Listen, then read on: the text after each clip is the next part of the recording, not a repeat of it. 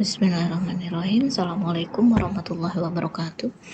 Pada pertemuan ini kita akan membahas tentang sistem informasi geografis atau biasa disingkat SIG ya.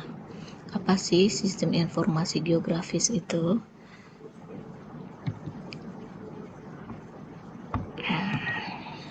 Nah, kita mulai dari definisi sistem informasi geografis.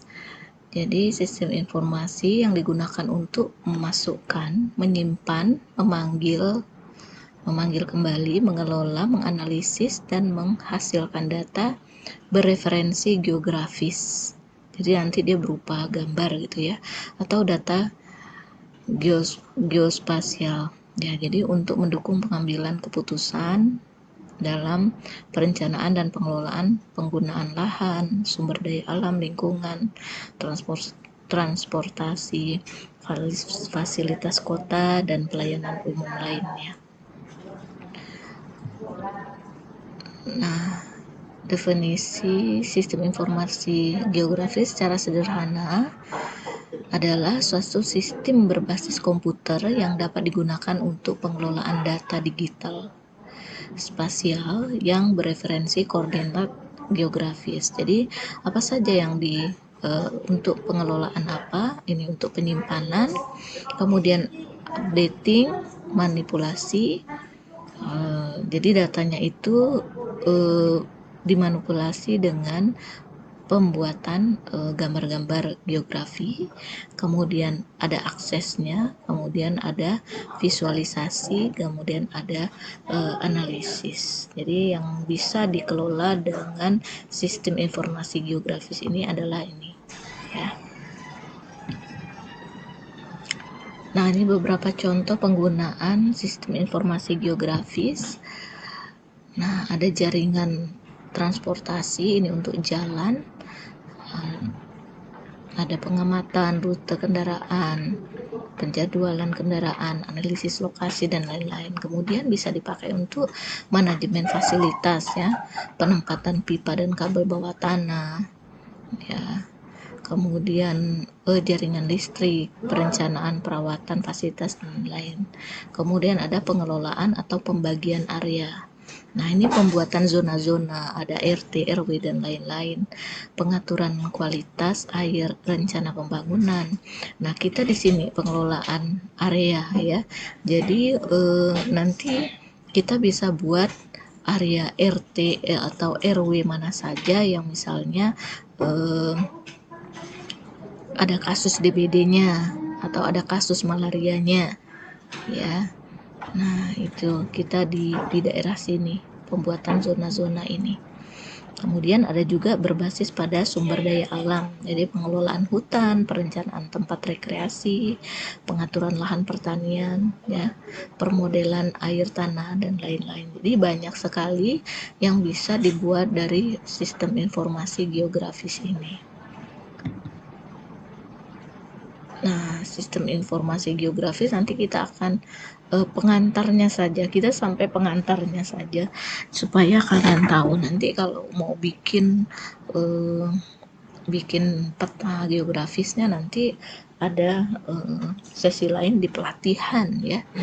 Jadi ini kalian hanya sekadar tahu apa sih sistem informasi geografis. Jadi kita akan belajar di bagian pengantarnya saja. Tapi boleh diketahui ada nanti belajar tentang sistem koordinat, kemudian nanti ada aplikasinya.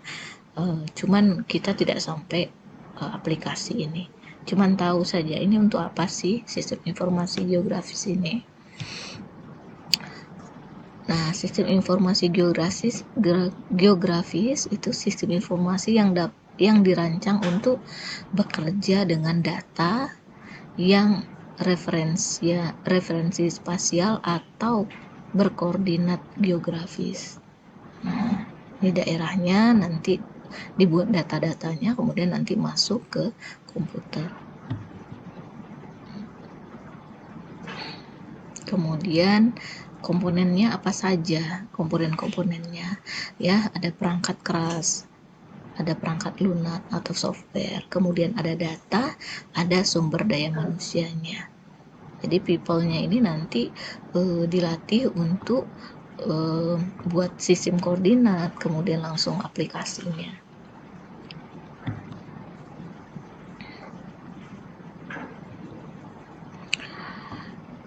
Jadi data sistem informasi geografis itu datanya spasial ya. Nanti bentuknya seperti ini. Misalnya data vektor gitu ya. Nah, ini.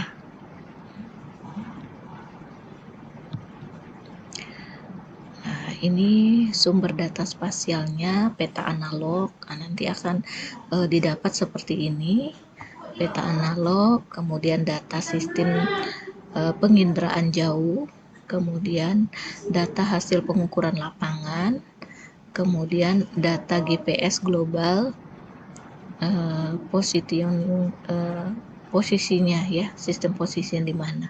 Jadi pada hasil pengukuran lapangan, jadi tetap ada data hasil pengukuran lapangan. Jadi tetap kita nanti caranya itu kita akan pergi misalnya di suatu daerah, kita suatu RT ya, kita pergi ke situ, kemudian kita bikin titik koordinatnya.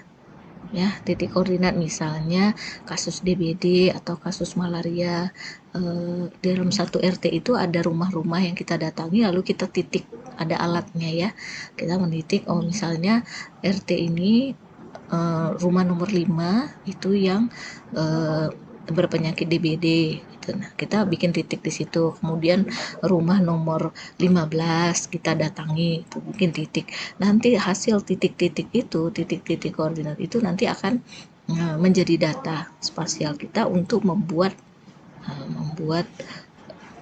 sistem geografisnya ya, gambar geografisnya. Nah, ini salah satu contoh hasil, cuman ini saya ambil gambar di Google kurang baik ya. Ini peta data kasus DBD dengan angka bebas jentik. Nah, ini yang kurang jelas, ini yang sakit ya di daerah ini. Ini yang di kota Tanjung Pinang. Nah, nih gitu ya. Ini ada yang sakit. Ini zona yang belum terkena sakit. Ini zona merah, ini yang ada kasus, ini yang kasus sudah sembuh, misalnya seperti itu. Tapi berdasarkan data ya, koordinatnya.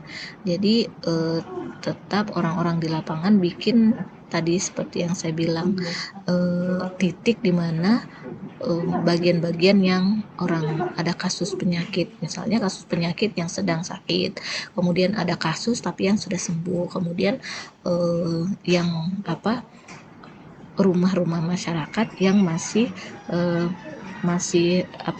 belum sakit gitu ya.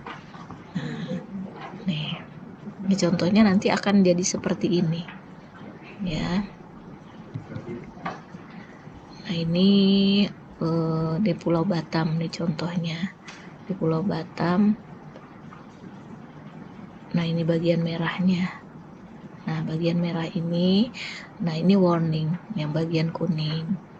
Nah, kemudian ini yang masih belum terjangkit penyakit. Nah, oke, saya rasa cukup sekian. Nanti kalian searching juga tentang sistem informasi geografis supaya kalian lebih paham ya. Baca dulu materinya, kemudian kalian boleh searching, dan bila ada yang belum jelas kalian bisa tanyakan ya. Oke, terima kasih atas perhatiannya. Assalamualaikum warahmatullahi wabarakatuh. Tetap semangat berbuat kebaikan.